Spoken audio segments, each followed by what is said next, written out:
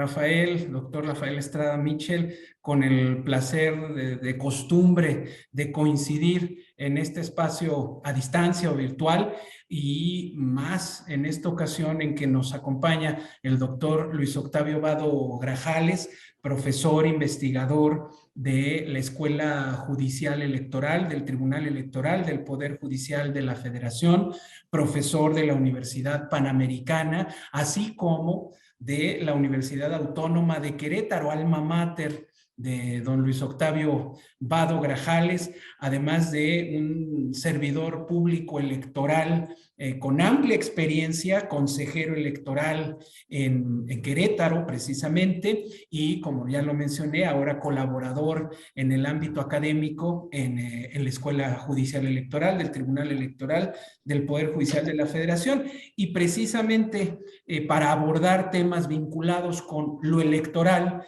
que tan presente está en fechas recientes en los titulares de los medios de comunicación, pues qué mejor que escuchar las opiniones que un auténtico experto nos puede vertir en torno a particularmente una sentencia. Me refiero a la dictada al cabo del juicio para la protección de los derechos políticos electorales de la ciudadanía, o juicio ciudadano, como se le denomina contemporáneamente, el 74/2023 y sus diversos acumulados. ¿Qué tiene de relevante, de interesante, de atractiva esta sentencia? Bueno, esencialmente que es la sentencia en virtud de la cual se prescribe, o la sentencia que prescribe, que quien ha de presidir el Instituto Nacional Electoral, es decir, la persona que presida el Consejo General de nuestro Instituto Nacional Electoral, debe ser una mujer.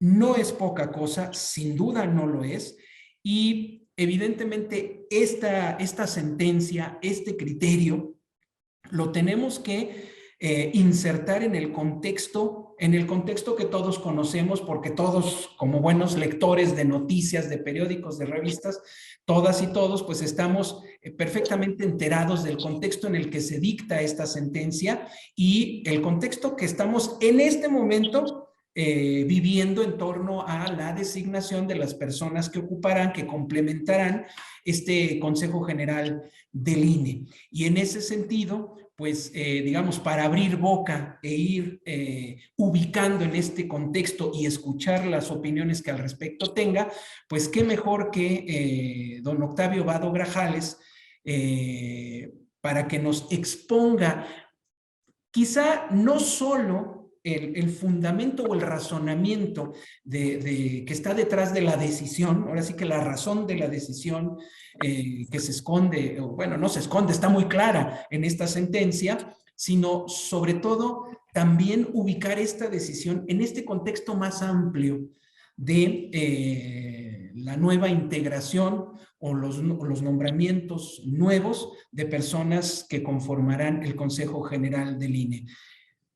Doctor Vado Grajales, que además es importante mencionarlo, pues tú participaste, también formaste parte de este proceso de selección de los mejores perfiles y pues también será relevante escuchar lo que en su caso nos pudieras compartir. Pero bienvenido, estimado Luis Octavio.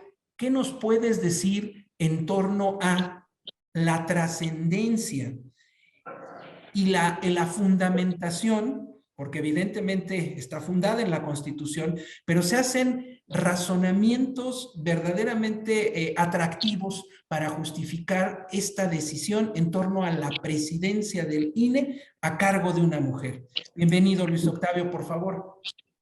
Pues muchas gracias a Carlos por la amable presentación. Desde luego a Rafael, son dos juristas que desde luego admiro.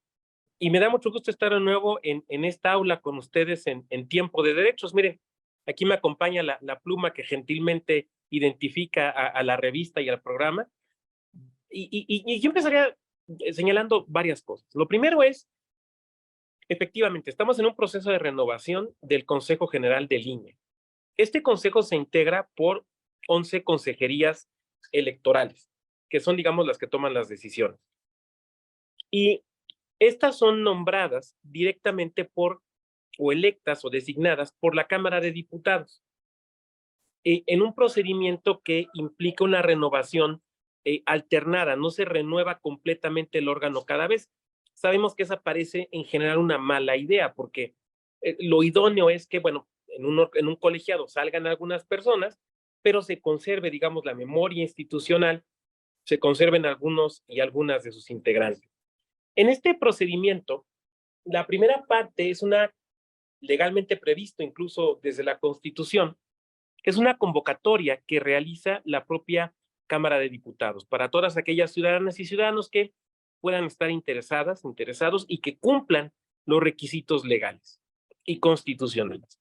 Hecho esto, en esta ocasión en particular se trata de la renovación de 3 consejerías y de una consejería y de la presidencia del propio órgano. Es muy importante esto para efectos de la resolución. Tomar en cuenta que son 3 consejerías y una consejería de presidencia. El consejero o la consejera presidenta son electos como tal, con esa característica, con esa calidad, por la propia Cámara de Diputados. Esto es, no se eligen entre los consejeros y las consejeras y se ponen a votar, sino que ya viene el nombramiento hecho.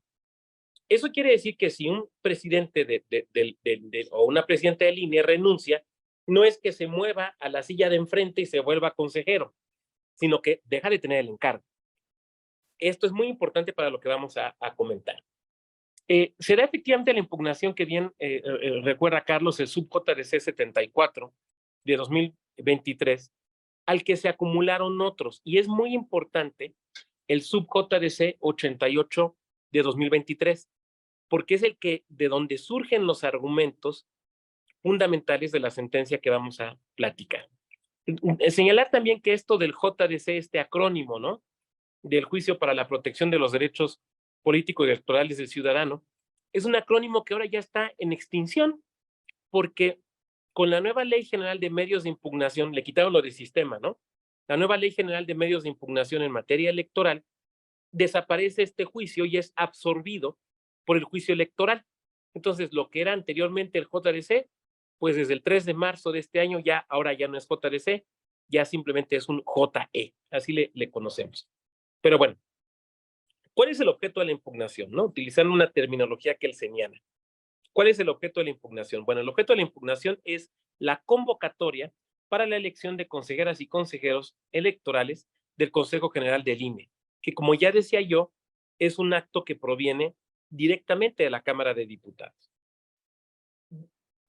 Fueron varios medios de impugnación que se resolvieron en el acumulado, pero el que nos importa para la sesión de hoy, decía yo, es justamente el 88, porque en el 88 lo que se plantea, en ese juicio en particular, lo que plantea la promovente es que hay un problema de paridad.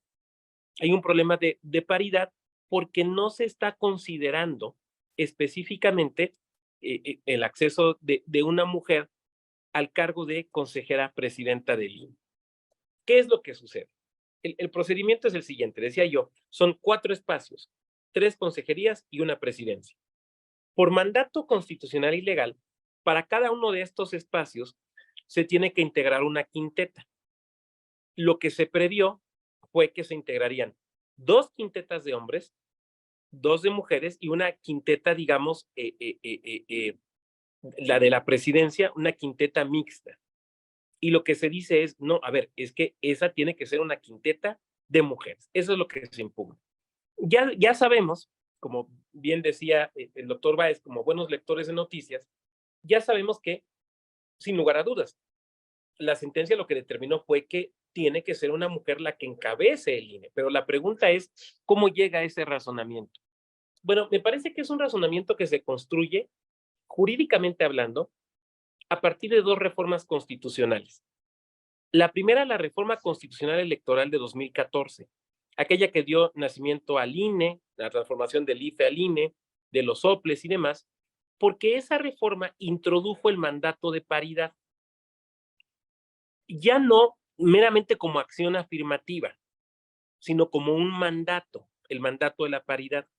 Pensado, sí en las postulaciones a los cargos de elección popular, desde luego el INE no es un cargo de elección popular, pero también pensada en cuanto al acceso de las mujeres a cargos de gobierno, a altos cargos de gobierno donde realmente pues se toman las decisiones. A esto se sumó la reforma constitucional de 2019, aquella reforma que la conocimos, se le llamó comúnmente como la reforma de la paridad en todo. Esta reforma, que tiene elementos muy interesantes y muy importantes, por ejemplo, en materia de violencia política de género, uno de los temas que introdujo fue que en todos los órganos de gobierno y en todos los ámbitos, más que niveles, ámbitos de gobierno, deberían integrarse los órganos de manera paritaria. Por ejemplo, los gabinetes, pero también los órganos constitucionales autónomos, que ahí también tendría que haber un mandato de paridad, como también, por ejemplo, ya en la judicatura local. Entonces, ya sin ninguna duda, hay un mandato directo de paridad en 2019 respecto a los órganos constitucionales autónomos, como desde luego lo es el INE. Ahora bien, uno de los elementos a considerar aquí es la naturaleza de quienes integran el órgano. Este órgano, decimos, tiene 10 consejerías. Bueno, consejerías electorales, porque hay consejerías representantes del Poder Legislativo, pero que no votan. Entonces, no estamos hablando de ellas. Estamos hablando de quienes toman la decisión, que esto es muy importante. Bueno, decíamos entonces, en este grupo son 10 consejerías y una consejería de presidencia.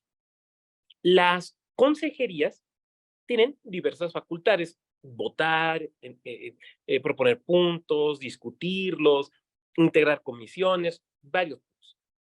Pero la presidencia del INE, que es una consejería presidencial, digamos, tiene facultades muy concretas y muy específicas que son distintas de las facultades de las otras consejerías.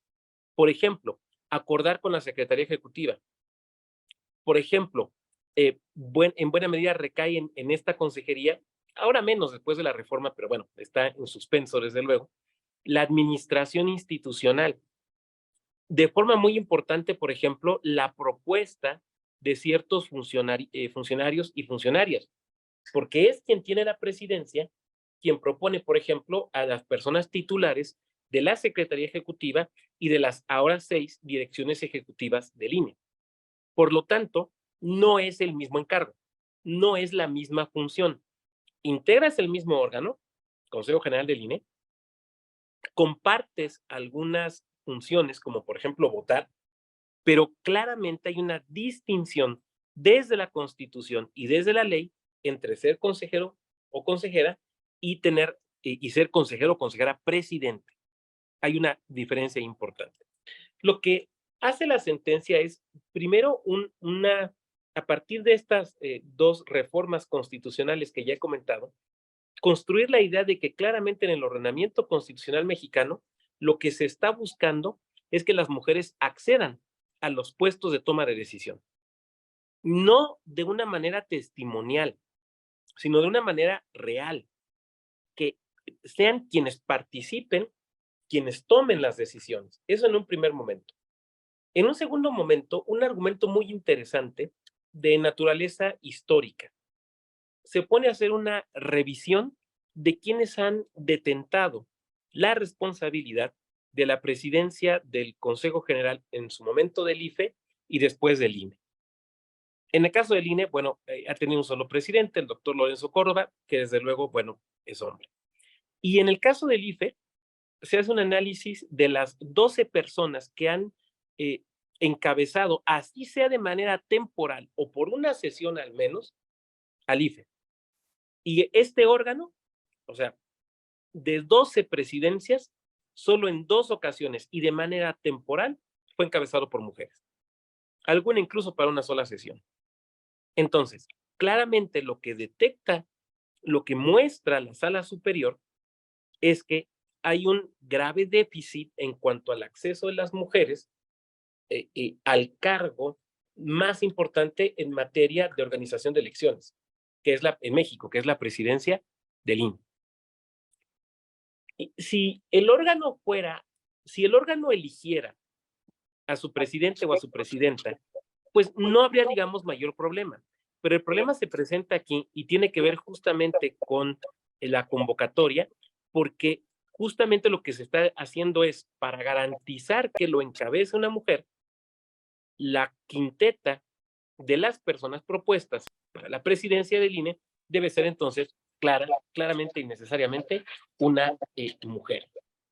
Ahora, cuando se dan este tipo de decisiones que por naturaleza propia son polémicas, no pueden ser de otra manera. Estamos hablando de la persona que va a encabezar al máximo órgano electoral mexicano.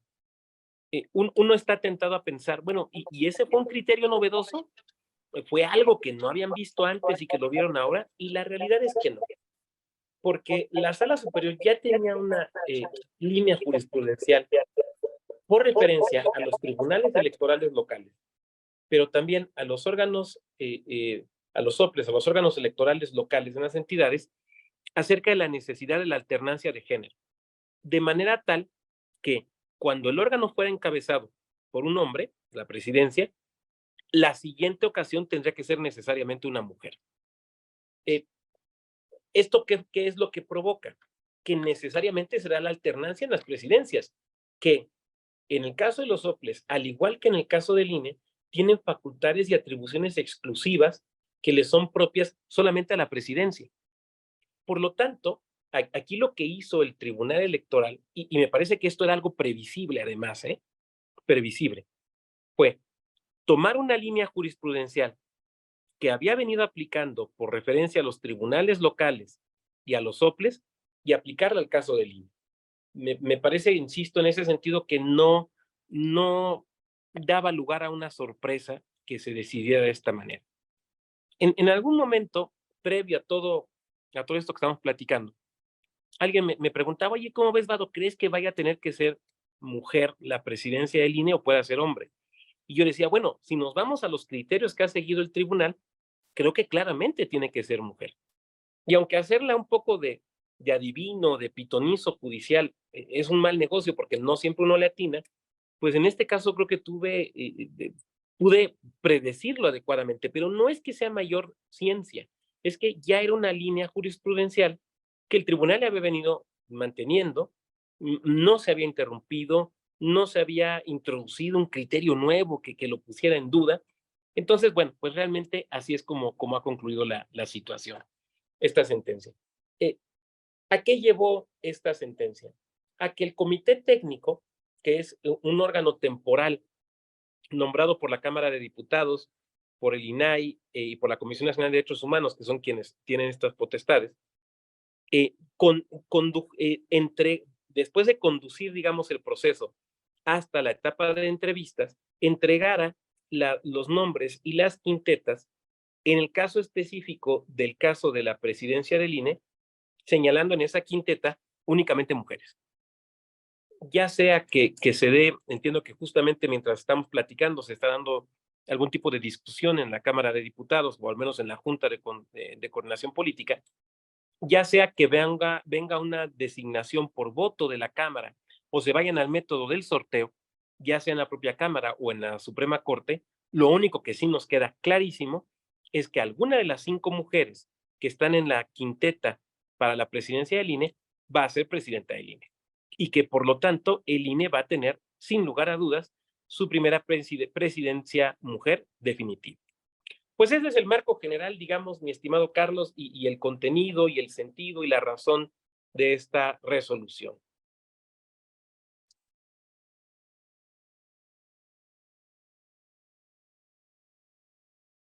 Me parece que por ahí tuvo algún problema Carlos, pero podemos seguir comentando, el doctor Báez, pero podemos seguir comentando algunas cosas. Gracias. Por ejemplo, esto implica una indebida postergación, diríamos, de los derechos de los hombres. Ahí me parece que no.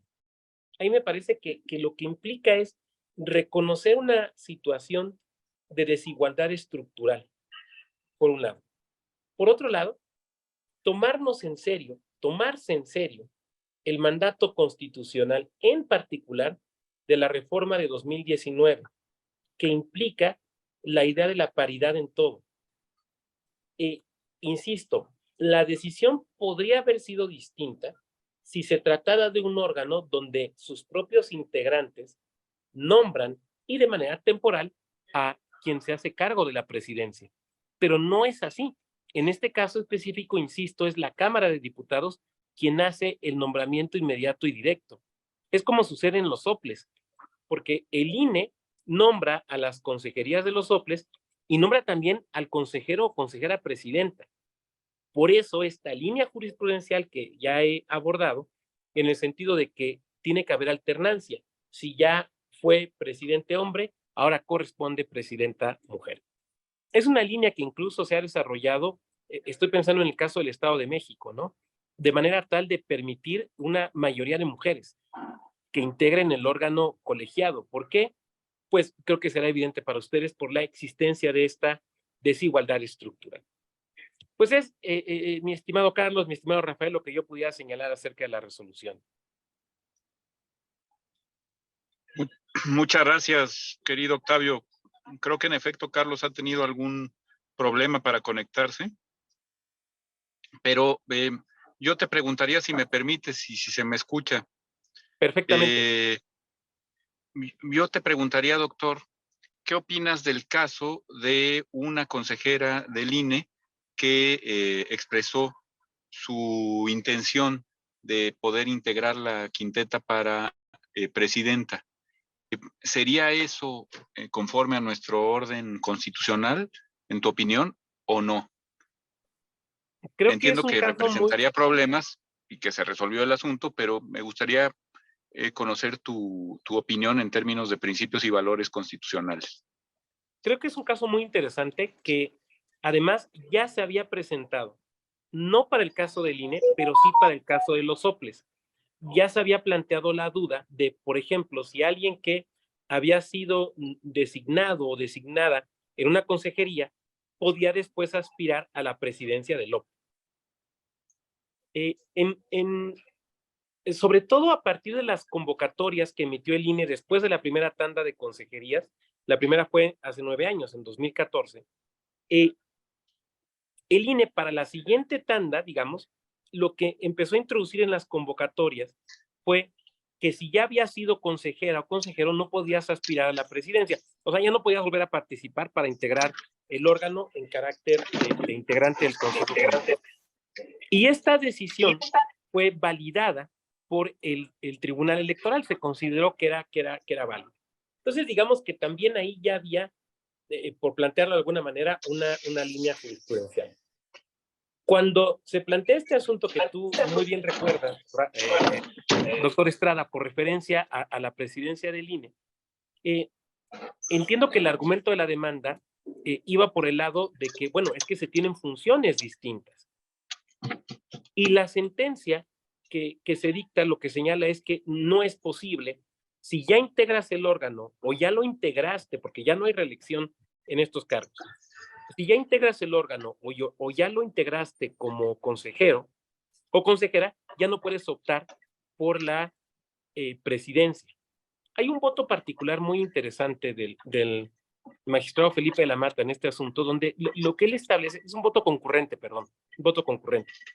Es que, pues efectivamente, esa es la lectura correcta de la disposición constitucional, o eso es lo que prevé la Constitución, pero que, sin embargo, con una visión de ampliar derechos políticos de participación, de ampliar el derecho de integrar un órgano electoral, pues la verdad es que lo idóneo, digamos, sería que la Constitución claramente estableciera que son dos cargos distintos y que, por lo tanto, sí se pudiera optar, habiendo sido o siendo titular de una consejería, optar por la presidencia del órgano.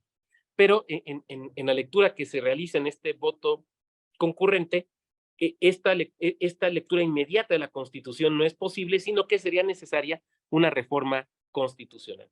A mí me parece en lo personal que sería interesante, porque sería, a ver, El problema de la presidencia de un órgano de este tipo es que desempeñan funciones, son órganos que desempeñan funciones esencialmente técnicas. Entonces, además de las aptitudes, conocimientos y habilidades necesarios para desarrollarse adecuadamente dentro de un colegiado, por ejemplo, para construir acuerdos, se requiere un profundo conocimiento de la materia. ¿Por qué? Porque son el INE, por ejemplo, o el Banco de México, son órganos esencialmente técnicos. Claro, sus decisiones tienen efectos políticos, pero sus decisiones no deben estar guiadas por consideraciones políticas, sino por consideraciones técnicas. Entonces, parece lo más prudente, lo más adecuado, que quienes los encabecen sean gente con un profundo conocimiento técnico. Y por lo tanto, aprovechar a estas personas que ya lo tienen para que lo encabecen, a mí en principio me parece una buena idea.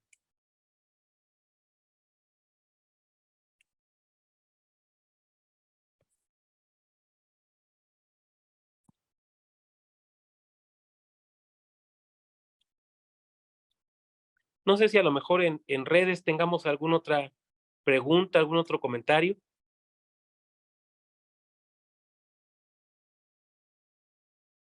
Está aquí un comentario de Óscar Obregón Sánchez. La paridad en todo también significa que hay o puede darse para las personas no binarias para ocupar un cargo a la presidencia del INE y o a OPLES. ¿Se puede dar una alternancia de esa magnitud a futuro? Es una espléndida pregunta. A ver, tenemos dos temas para responderla. La primera de ellas es que nuestra Constitución está escrita, pensada desde un esquema binario, ¿no? Así es como está. Yo no estoy diciendo que eso esté bien, lo que estoy diciendo es que así es como está, ¿no? Y por otro lado, tenemos clarísimamente un mandato de paridad, que no es ya una acción afirmativa, sino es un mandato. Esto es una regla que se tiene que cumplir. Eso es lo que quiero decir. ¿Qué han venido construyendo los tribunales? Que cuando se trata de acciones afirmativas, que por ejemplo permiten la participación, la visibilización de personas no binarias, esto está bien, pero que se deben hacer, digamos, con cargo al espacio de los varones. ¿Por qué? Porque el mandato de paridad es a favor de la mujer. Entonces, ese espacio o los espacios de las mujeres, digamos, no se pueden impactar, se tienen que dar, digamos, de la otra parte. Ahora, la verdad es que también es una pregunta muy interesante porque nos lleva a pensar que muy probablemente para, por ejemplo, como una idea, simplemente lo planteo como una idea, ¿no? Para futuras designaciones de las consejerías de los OPLES, el INE podría tomar acciones afirmativas en este sentido. Y entonces decir, bueno, vamos a nombrar personas que pertenezcan a la comunidad de la diversidad sexual o personas que pertenezcan a grupos como discapacitados o personas que pertenezcan, por ejemplo, a alguno de los 6 grupos que identifica la Ley General de Instituciones y Procedimientos Electorales a partir de la reforma, como aquellas respecto de las cuales se toman acciones afirmativas. Estoy pensando personas indígenas, afromexicanas, jóvenes, personas que viven con discapacidad, personas que viven en el extranjero y desde luego personas de la diversidad sexual. Entonces, por ejemplo, en un ejercicio analógico, habría que construir un poco mejor, lo estoy planteando solamente como idea, pero en un ejercicio analógico, el INE podría decir, bueno, para las consejerías de los OPLES, vamos a tomar en cuenta estos elementos y vamos a tomar acciones afirmativas, como en convocatorias futuras para la integración del INE, pues también me parece que daría para que se pudieran tomar. Es una estupenda pregunta, ¿no? Claro, lo mejor sería que replantearnos esto desde el ámbito de lo constitucional y cuestionarnos si el esquema binario reconocido en la Constitución es el adecuado o si simplemente podemos corregirlo mediante la interpretación del texto constitucional. Porque además, por ejemplo, hay sentencias de la Corte Interamericana. Recuerdo ahorita el caso Azul Rojas contra Perú, donde la propia Corte Interamericana reconoce que las personas que integran la diversidad sexual son un grupo vulnerable. Y por otra parte, también la Convención Interamericana sobre los Derechos Humanos de las Personas que pertenecen justamente a grupos vulnerables, establece que tanto el orden jurídico como el orden político de los países que suscriben esta convención se obligan a que representen la diversidad propia del país. Entonces, me parece que ahí habría elementos interesantes para poder sostener algo en este sentido. Muchas gracias. Muchas gracias, doctor Vado. Estoy checando y sí, efectivamente sigue con problemas el doctor Carlos Báez, que bueno, como especialista en el tema va dirigiendo su conversación. Lo que ha comentado me parece claro que la alternancia se está buscando que ahora sea una mujer debido a que previamente fue dirigido por un varón. Entonces, y eso es lo que ha marcado la sentencia del Tribunal Electoral. No sé si haya más preguntas, me parece que no, pero no sé si usted quiere abundar en algún otro punto en particular que nos quiera hacer referencia. Bueno, es interesante ver que en el caso de esta sentencia hubo una primera reacción de la Cámara de Diputados, un poquito incómoda, molesta con el por qué el tribunal venía a obligar esto, ¿no? Pero después entiendo, y digo, es algo que fue público, será una reunión en la propia Cámara de Diputados con las magistraturas, y bueno, la Cámara, vamos, de buen grado ejecuta la sentencia, ¿no? Y se le instruye al comité técnico para que la quinteta de la presidencia fuera una quinteta integrada exclusivamente por mujeres, de manera tal que se da cumplimiento a la sentencia. Pero si me permiten decirlo así, y esto ya es algo absolutamente personal lo que voy a decir, más allá de la sentencia, yo creo que es algo justo y deseable, ¿no? Que una mujer ahora encabece el INE y que cada vez más veamos mujeres encabezando órganos autónomos, poderes del Estado. Tenemos una presidenta de la Suprema Corte de Justicia de la Nación, ha aumentado en base, en buena medida también a sentencias del tribunal, el número de mujeres que gobiernan en las entidades, en el gabinete federal, en los gabinetes locales, cada vez vemos más mujeres, incluso en la propia judicatura, ¿no? Tanto federal como en las judicaturas locales, cada vez vemos un mayor número de mujeres. De repente hay quien me comenta, oye, Vado, pero pues es que pues eso a algunos hombres nos va a postergar. Y lo que yo diría son dos cosas. Primera, que las mujeres no tienen la culpa de la situación de desigualdad en la representación política que han vivido. No tienen la culpa. Y es necesario proceder a hacer las correcciones necesarias. En segundo lugar, que lo más probable es que ese hombre que hoy se siente postergado, dejado a un lado, en el futuro vaya a tener otra oportunidad. Entonces, a mí me parece que es una sentencia que se sostiene desde lo constitucional, pero también desde una idea, digamos, de la visibilización de las mujeres o de alguna concepción de la justicia, me parece que también se sostiene. Así es, como lo comentaba justo hace poco tuvimos un programa, Rompiendo Barreras, y se hablaba del nombramiento de la presidenta de la Corte. Entonces, yo creo que está siendo positivo el reconocimiento de las mujeres en este tipo de puestos y como lo usted manifestaba, de decisiones reales, no de testimonial, sino de que ellas ya pueden decidir de manera autónoma la dirección de estos organismos, ¿no?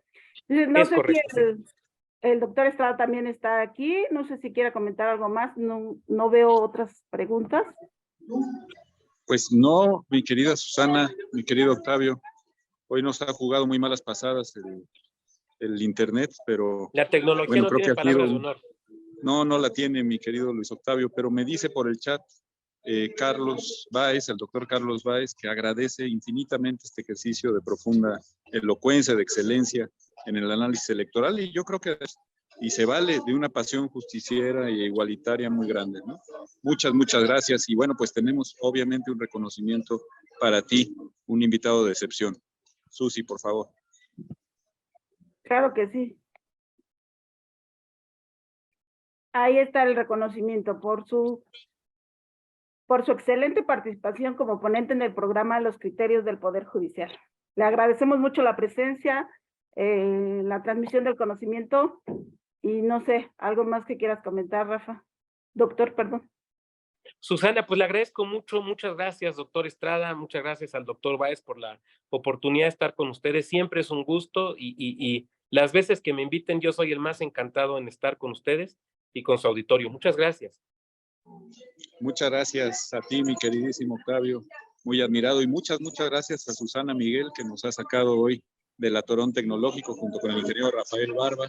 Los invitamos cada jueves al programa de Criterios del Poder Judicial, aquí en el Aula Tiempo de Derechos. Luis Octavio, un abrazo muy grande y ojalá que muy pronto podamos volver a hablar de estos temas que interesan y sirven a la República. Muchas gracias.